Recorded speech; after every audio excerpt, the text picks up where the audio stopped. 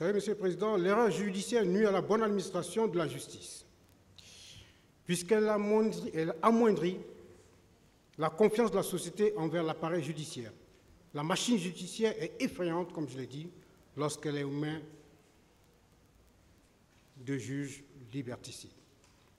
Le juge d'instruction participe à la vérité judiciaire. C'est lui qui qualifie.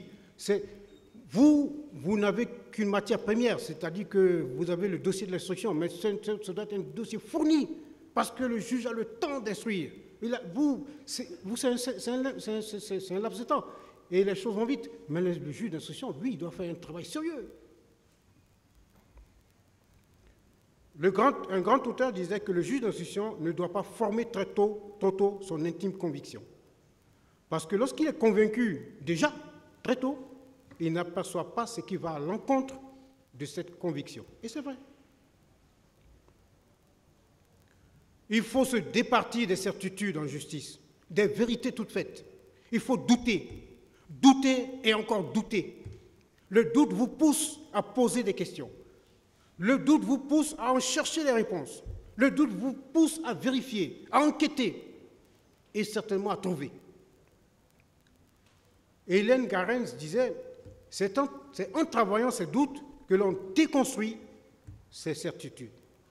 Ariane Angelou-Glou, aussi dans son ouvrage L'horizon de l'autre, le doute, c'est allumer une bougie pour éclairer sa pensée.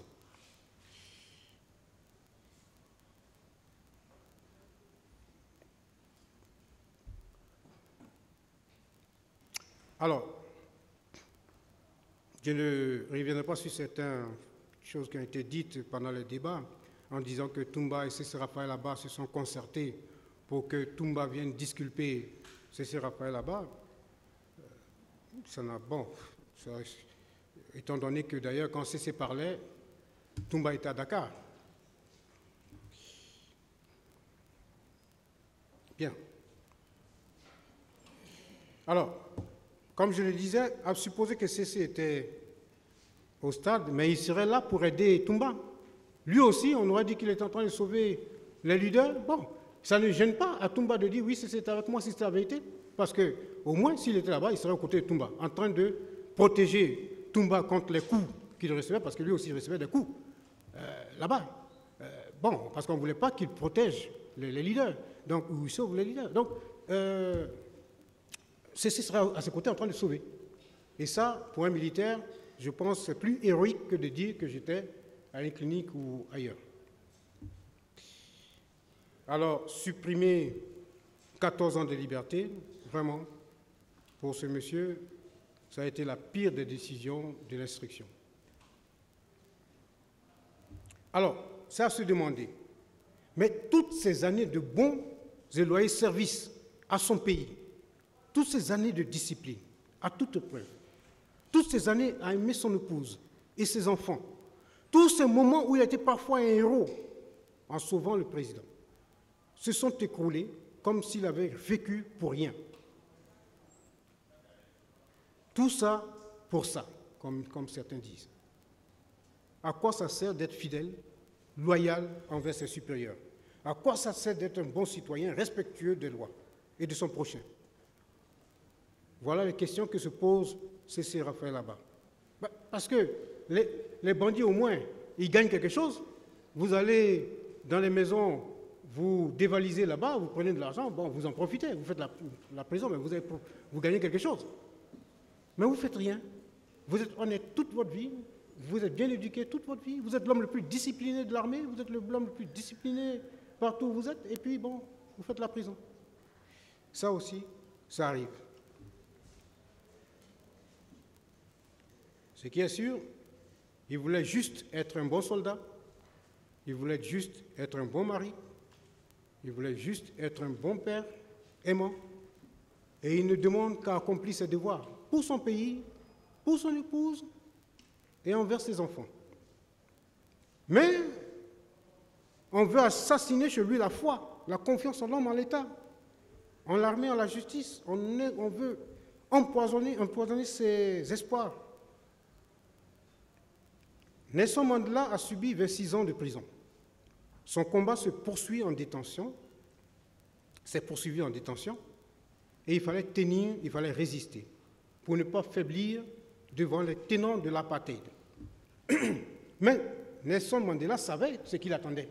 Il savait que quand tu se bats pour cette cause de l'égalité entre les citoyens sud-africains, il savait qu'il pouvait être arrêté, il savait qu'il pouvait être jugé, il savait qu'il même pouvait être tué.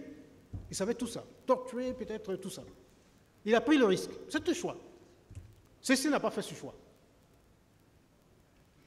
Sa vie tranquille, comme un long feu tranquille, voilà. Mais voilà ce qu'on peut avoir. Mais la vie, c'est une leçon aussi.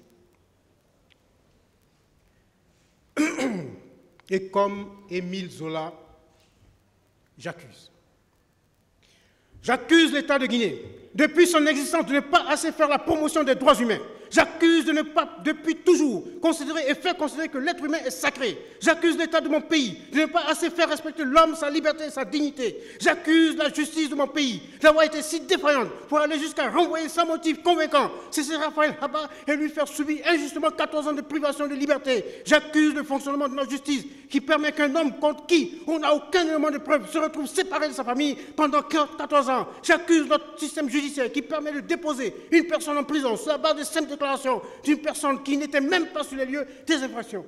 J'accuse la légèreté de notre justice, pour qui la détention semble encore être le principe et la liberté l'exception. J'accuse notre justice d'être inhumaine.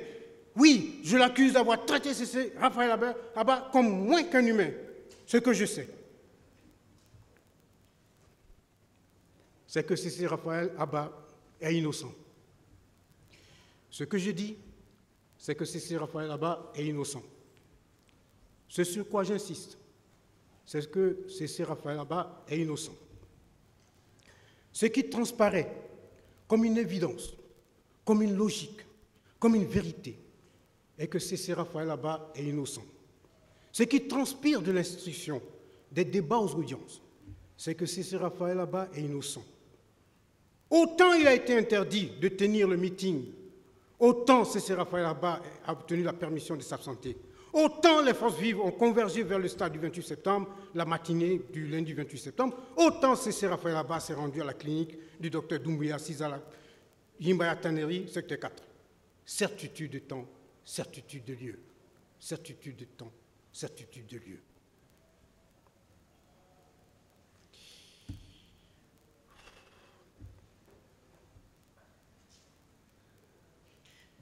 C.C. Raphaël Haba est exceptionnel.